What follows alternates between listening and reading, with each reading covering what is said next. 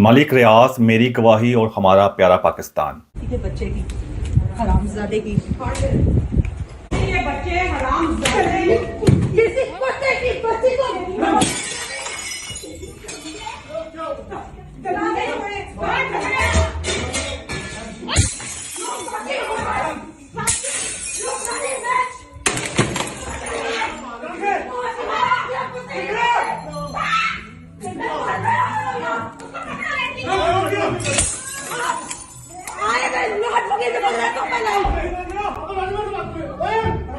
और DHA को भी हम ही ज़मीन दे रहे हैं, जहाँ पर हमार बन रहा है वो भी हमारी ज़मीन है। मुख्तलिफ एजेंसियों ने कई बार तहकीकात की, एक बार तो आपके वारंट भी जारी हो गए। असल कहानी क्या थी? असल कहानी का तो अभी तक मुझे भी पता नहीं है जी। पाकिस्तान में कोई फाइल आगे नहीं बढ़ती, कुछ ना कुछ लगाना ज़रूर पड़ता है। आप क्या करते हैं? मैं जनाब उस फाइल के नीचे पहिए लगा देता हूँ और फाइल जल्दी से बाहर आ जाती है। अस्सलाम वालेकुम एंड गुड इवनिंग एवरीबॉडी। आप देख रहे हैं दुनिया स्पेशल और आज मैं मेहर बुखारी और लुकमान मुबशिर साहब इधर मौजूद हैं। हम लोग बात कर रहे हैं मलिक रियाज साहब से, जिससे मुझसे गलती होगी, मैंने बताया नहीं। पूछो ना और सोलोस करने वो भी बता देंगे। मरियम नवाज का मैसेज आया है कि हमारी तरफ से आप ये ऑन रिकॉर्ड कह सकती हैं कि हम गाड़ी ऑफर की थी मगर हमने शुक्रिया अदा किया था और नहीं लिया था हमजा शहबाज में। अभी मैं जा रहा था तो एक दिन दुबई रुका, तो दुबई में मेरी मुलाकात हुई मलिक रियाज साहब से। ये जो बैरियर टाउन वाले, उनका घर है वहाँ। तो उन्होंने चला गया उनके पास, कोई ले गया कि चले चले मलिक साहब मिलते हैं। 2 घंटे में उनसे मुलाकात हुई। 2 घंटे की मुलाकात का लुब्बे लुबाब ये था कि वो मुझे फरमाने लगे, मलिक साहब के बट साहब मैं तो ना पढ़े लिखे आदमी है, ना मैंने कोई अन्नी दुनियावी को समझ, मैंने तो कुछ भी नहीं पता, मगर मैं एक ही चीज़ के अंदर समझ गया हूँ। एक ही चीज़ मैंने समझ आ गई है। मैं कहा जी वो की कहने वो समझ आ गई है कि पैसे थल्ले अल्लाह दे बंदे नूं दई जाओ तो उत्तों लई जाओ।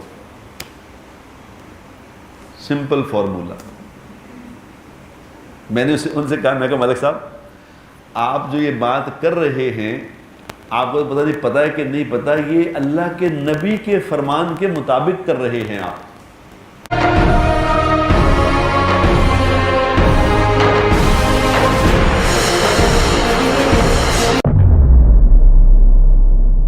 मलिक रियाज के बारे में एक छोटा सा वाकया बताता हूँ मैं कि मुझे एक मरतबा एक साहबी के साथ बैठा हुआ था मैं, और ऊपर से मलिक रियाज की कॉल आ गई। मलिक रियाज उससे बात कर रहा था, किसी कहते हैं कोई ऐसे एविडेंस के बारे में जिसको चाहता था किसी ब्लॉग के जरिए उसको रिलीज़ कर सके। ये सो कॉल जो सहाफ़ी, कोई पाकिस्तान में हर बंदा सहाफ़ी है, हर यूट्यूबर है वो सहाफ़ी है। मैं तो अपने आपको सहाफ़ी नहीं कहता भाई, मेरी ना टक की वैल्यू नहीं है, मैं 3 में ना 13 में हूँ। मेरी कोशिश होती है कि आपके सामने हक़ाइक़ को उस तरह लेके आ सकूँ अपने एक्सपीरियंस के मुताबिक, जो मैं आपको अक्सर बता चुका हूँ मैं अपने एक्सपीरियंस के बारे में, कि मेरी एजुकेशन, मेरा लॉ का एक्सपीरियंस, फाइनेंस का एक्सपीरियंस, उस बारे में लंबी तमहीद नहीं बांधता मैं। तो मलिक रियाज साहब उससे बात कर रहे थे कि कहते हैं जो मैं उसने कोई इंकशाफात करने या कोई ऐसे ब्लॉग करवाना चाहता है, इस तरह की बात कर रहा था। दूसरा वो चाहता था कि मियाँ साहब से उसकी बातचीत भी हो जाए, उनके मामला सही हो जाए, क्योंकि ये सब कुछ ये इंडिकेशन हो रही थी कि अगली हुकूमत जो आएगी वो मियाँ साहब की आएगी। यानी ये जो फरवरी 8 का इलेक्शन होती है इससे थोड़ी देर पहले की बात है। तो वो चाहता है मामला इनसे तय हो जाए। आपको याद होगा मियाँ साहब पाकिस्तान से पहले दुबई में जाके उनके मलिक रियाज से बाद में मुलाकात भी हुई थी। तो जब वो साफ़ी का जो सो कॉल्ड साफ़ी से बात कर रहा था, वो जो स्मॉल टाइम यूट्यूबर भी है, उससे बात कर रहा था, तो कहता कैसे ऐसे मामलों के ऐसे तय करना। साफ़ी कहता कोई मसला नहीं, मैं मलिक साहब ताड़ी जाना गल नवाज में करवा दूँगा, ये कर दूँगा, वो कर दूँगा। या इस तरह के मामला वहाँ पे हो रहे थे। जब ये थोड़ी सी कन्वर्सेशन, ये सारी बात हो रही थी स्पीकर फ़ोन के ऊपर और मैं साथ बैठा हुआ था। तो उसके बाद उसने मलिक रियाज साहब को, उस सहाफ़ी ने कहा कि आपने जो मुझे पैसे का वादा किया था कि उस मलिक रियाज साहब ने उस सो कॉल सहाफ़ी को वादा किया था कि महीने के महीने तो मैं 2000 कहते हैं, आप कहते हैं डॉलर कह सकते हैं, चलो जी डॉलर में दिया करूँगा। वो हुआ ये है कि उस सहाफ़ी को उस महीने सिर्फ $1000 मिले, यानी $1000 मिले। उस बात के ऊपर वो सहाफ़ी जो आया था, जो सो कॉल सहाफ़ी यूट्यूबर जो था, मलिक रियाज शिकायत कर रहा था, मलिक साहब तुसी तो क्या थी मैं $2000 था, अगर मैंने मिला $1000 मिले तो यह थोड़ी ज्यादती है, मैंने $2000 ही मिलने चाहिए। तो उस बात मलिक साहब ने कहा कोई गल नहीं कि मैं बंदे को कह दूँगा जाकर तू जाकर अपने पैसे ले ली। और बाद में पैसे लेने की बारी है तो दूसरा बंदा फ़ोन नहीं उठा रहा था। वो साफ़ी फ़ोन बंद करने के बाद मलिक रियाज को इतनी बड़ी गालियाँ निकाल रहा था। और वही बसाबी मलिक रियाज जब फ़ोन में बात करता है वो ऐसे बात करता है जैसे उसका कोई मुजाहरा होता है, जो कि मुलाजमा होता है, और ये जब बंदा हाथ जोड़ के खड़ा होता है उस तरह बात कर रहा था। और यही जो मैंने तस्वीर कशी की है आपके सामने, जो पिक्चर खींची है, जो मैंने बड़ी ब्लॉकबस्टर जो ये मूवी खींची है, ये है सच्चा वाकया। और यही बात है और यही हमारे पाकिस्तान की चीज़ की अक्कासी करती है, और इसी वजह हमारा पाकिस्तान इस मुकाम में पहुँच गया होगा। अगर पता होगा कि काफ़ी अर्सा पहले की बात, जब पाकिस्तान के अंदर टॉक शोज़ वगैरह आम हुए थे, तो उस वक्त एक टॉक शो के अंदर जिसकी जो होस्ट थी जो मेज़बान आप कह सकते हैं उस टॉक शो की, महर बुहारी थी, जो काशिफ अब्बासी की इस टाइम बीवी भी है। और दूसरा उसके ऊपर है था, कहते हैं, मुबशर लुकमान। तो उसमें जब उसके बाद में जो उसकी वीडियो लीक भी हुई थी, जैसे वो सब कुछ इंस्ट्रक्शन ले रहे थे मलिक रियाज के साथ। तो आप देख सकते हैं किस तरह का मामला, मैं आपको वीडियो क्लिप्स भी दिखाए हैं सारे, तो किस तरह का मामला हमारे मुल्क में पेश आते रहे हैं। उसके बाद वो जो आपने और भी क्लिप देखा है, वो जो तबलीगी जमात का जो बंदा नईम भट्ट कहता जी मैं मलिक रियाज मिलन गया, तो मलिक साहब मैं क्या है, मैं यही है घर के थलों तुम दे जाओ तो उतों अल्लाह दे जाता है। यानी आप मैं बताता हूँ मैं जैसे क्यों कह रहा हूँ। तो उसके बाद आप एक और वाकई पेश आया होगा, आपको याद होगा, बड़ा पाकिस्तान के अंदर बड़ा वायरल हुआ था कि जो मलिक रियाज साहब का जो दामाद है वो किसी कहते हैं मॉडल वगैरह के साथ इन्वॉल्व वगैरह रहा था। उसके बाद उसकी मलिक रियाज की जो बेटी है और जो उसकी बेगम साहबा है, वो जाके अपने गुंडों के साथ जाके उसके घर में दाखिल होगी, उसको ज़्यादा कोप किया, वो सारी वीडियो वगैरह रिलीज़ वगैरह भी हुई। उसके बाद आके मलिक रियाज साहब की बेटी ने आके एक वीडियो बयान भी दिया था कि जो कुछ भी हुआ, ये सारे मामला आपके सामने पेश आए। तो इस तरह की और भी कई मामला हैं। फिर वो आपको बड़ी मशहूर जो वीडियो है मलिक रियाज की, जो उसने कहा था कि मैं फाइलों को पहिए लगा देता हूँ मैं। तो ये सारी बातें मेरे आपके सामने कहने की ज़रूरत की ये है कि ये है हमारे पाकिस्तान के का मामलात जो हमारे ऊपर से लेकर नीचे तक। और ये सो कॉल वो पाकिस्तान का बिजनेसमैन है, वो टाइकून है जिसे पाकिस्तान का सबसे बड़ा टाइकून और कामयाब बिजनेसमैन या कारोबारी बंदा समझा जाता है। और यही वही बंदा है जिसके ऊपर जो इंग्लैंड के अंदर नेशनल क्राइम एजेंसी जो है, उन्होंने जो जहाँ की जो क्राइम को कंट्रोल करते हैं, जो इन्वेस्टिगेट करते हैं, उन्होंने इस पर मिलियंस ऑफ पाउंड का जो कहते हैं फाइन किया और इस पे इंग्लैंड में आने पे पाबंदी है। ये दावा कर सकते हैं आप। और ये वही बंदा है जिसने लाहौर के अंदर जो इस वक्त पाकिस्तान का सदर है और पाकिस्तान का जो वज़ीर हारजा साहब जो हैं, कहते हैं जो बिलावल साहब, उनको बिलावल हाउस बना कर दिया हुआ है बहुत बड़ा लाहौर के अंदर। और ये वही हैं जिन्होंने जाकर नवाज शरीफ के बेटों से लंदन से प्रॉपर्टी वगैरह बाई की, जो पैसे का लेन देन हुआ, और ये सब कुछ आपके सामने है। और ये वही हैं जो बड़े फ़ख्र से कहते हैं, मेरे सामने की बात है, उस साफी ने ये भी बताया कि मैं एक बार तो वैसे मैं कहते हैं मलिक रियाज साहब से मिलने गया, तो मलिक रियाज साहब ने कहा था हाँ भी दस तो चाह जी है मेजर के हाथी पीनी है कि कैप्टन के हाथी पीनी है तो कर्नल के हाथी पीनी है, कि मेरे को सारे बंदे मौजूद है जाकर जो क्योंकि मसला ये है कि जो बंदे पाकिस्तान में जो रिटायर होते हैं, जो जिनकी बाहर जाने के पता मामला नहीं पे आते, क्योंकि हमारे जो टॉप के जनरल हैं वो तो अपने रिटायर होने से पहले ही अपना सारा बंदोबस्त कर लेते हैं बाहर जाने का। जो बाहर नहीं जाते तो उनके लिए पाकिस्तान के अंदर ये ठिकाना बनाया हुआ है, उन्होंने अपना इंतजाम पाकिस्तान के अंदर किया और रिटायर हो जाकर मलिक रियाज साहब के पास नौकरी कर लो, पैसे पैसे सारे बना लो। इस तरह के मामला तो और भी हैं। और मुझे जो मेरी मालूमात के मुताबिक जो मुझे पता चला कि जो पाकिस्तान के कई एंकर्स हैं, बड़े बड़े प्रोमिनेंट नाम हैं, उनको महीने की तनख्वाहें जो हैं मलिक रियाज साहब ही देते हैं। वो कई मैं किस का नाम लूँ, मैं किसका नाम नहीं लेना चाहता, आपको पता ही है सारे मामला के अंदर। फिर अक्सर लोग कहते हैं तुम कहते हैं ना नहीं लेंदा, और मैं ना इसलिए नहीं लेता भाई मैंने उनको कहते हैं मैं को सारी बरादरी ताल्लुक नहीं रखता मेरे पास। मैं कैसे आपको पता ही नाम उनमें, मैं एक बंदे का जो मुझे कन्फर्म करके रिपोर्ट वगैरह बताई गई थी वो कामरान खान साहब, और भी बड़े नाम है इसके अंदर। तो ये मामला तो आपके सामने मैं आपके सामने कोई बंदा बचा बताया मुझे आप जजों के साथ जो आया था, जो इफ्तिखार चौधरी आया था जज, उसके बेटे का मामला भी थे मलिक रियाज के साथ आए थे, जो बाद में मामला पेश आए पैसा वगैरह के। यानी मैं ये आप इसमें आप देख सकते हैं कि कौन बंदा इसमें शामिल नहीं है। इसमें हमारी इस्टेब्लिशमेंट के फौजी हज़रात भी शामिल हैं, सियासतदान भी, सहाफ़ी भी, और आपकी अदालतें भी। यानी सारा ये नेक्सस है सब कुछ, इसको पूरा एक चीज़ें जकड़ा होगा। उसमें मज़हब भी शामिल हो गया, वो तबलीगी जमात में मैंने जिस मौलवी की बात की है। यानी कोई चीज़ रह नहीं गई इसके अंदर। यही पाकिस्तान के जो मामला हैं, पाकिस्तान की तबाही की जो सबसे बड़ी वजूहात है ना, वो यही है। और यही मेरे कोशिश है मैं बता सकूं कि मैं भी खुद भी, एक तो होती है बात सुनी सुनाई बातें करना, एक मैं खुद भी गवाह हूँ कि ये मामला तो हमारे सामने है। और यही लोग जो होते हैं ये मदद का इस्तेमाल कर रहे होते हैं, जो कुछ देता है अल्लाह ताला देते हैं, तब कोई मामला करते हैं। अब इसमें 2-3 टेक्निकल बातें हैं जिसकी मैं निशानदेही करना चाहता हूँ।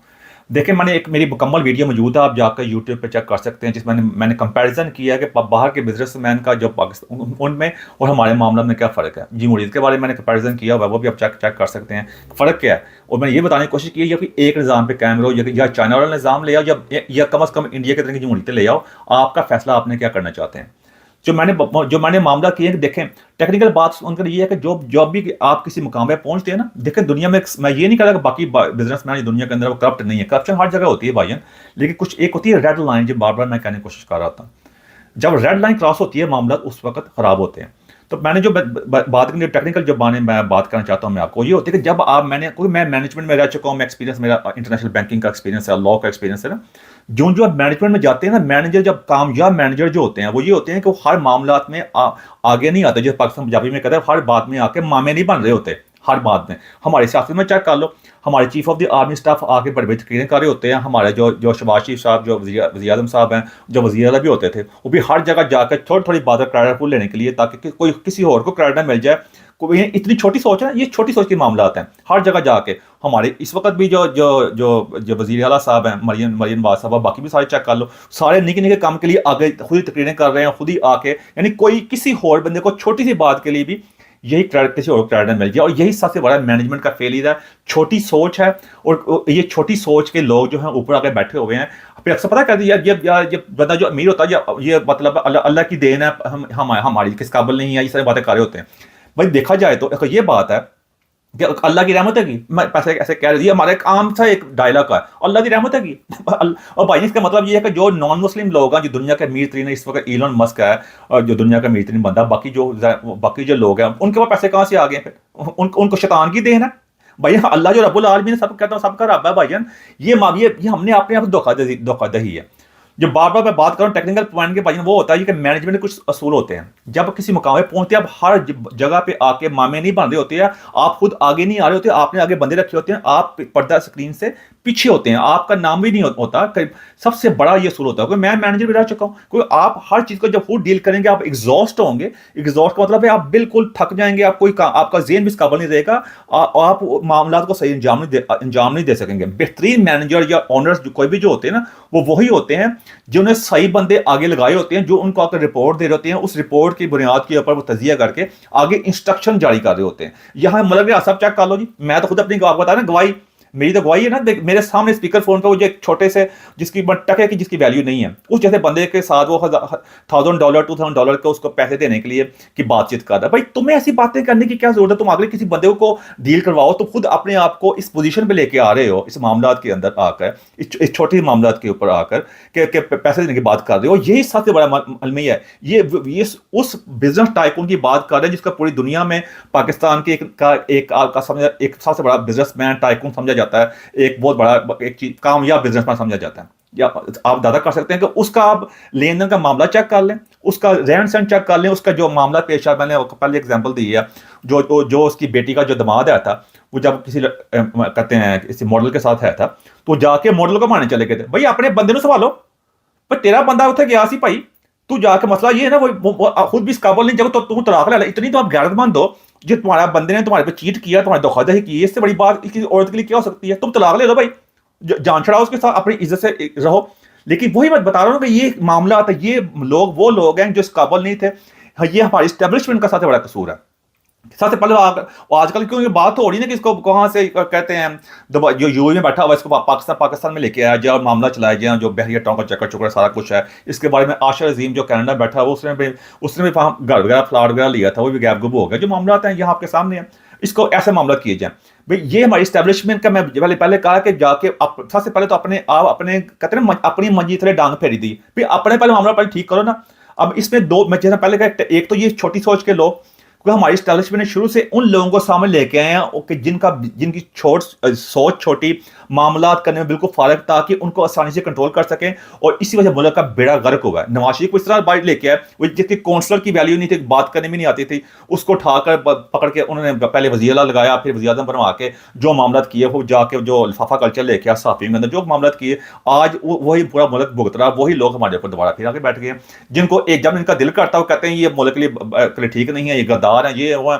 थोड़ी देर के लिए उसके बाद इनका ज़हन चेंज होता है हमारे एस्टेब्लिशमेंट का, वो इन्हीं लोगों को ला के हमारे हुक्मरान बना देते हैं। अब यही बंदा जो है मलक रियाज साहब जो है, जिससे हमारे रिटायर्ड फौजी वगैरह सबको डील कर रहा है, हर बंदे को डील कर रहा है, और खुलेआम सब कुछ हो रहा है ना। अब इमरान खान की गवर्नमेंट भी आती है, उस वक्त भी ये अब ये अलकादर यूनिवर्सिटी का चक्कर भी था, वो जो मामला थे, हमें तो बताया गया था कि जो हराम की कमाई होती है, सो कॉल्ड हराम की कमाई, मैं किसी पर फतवा नहीं लगा रहा भाईजान, जो ओवरऑल जिसका अब मलक रियाज के बारे में आप किससे पूछ लें, मैं छोड़ दूँ, कहते हैं कि जो हल्के जो अवाम की आवाज़ होती है वो कुदरत की आवाज़ ही होती है।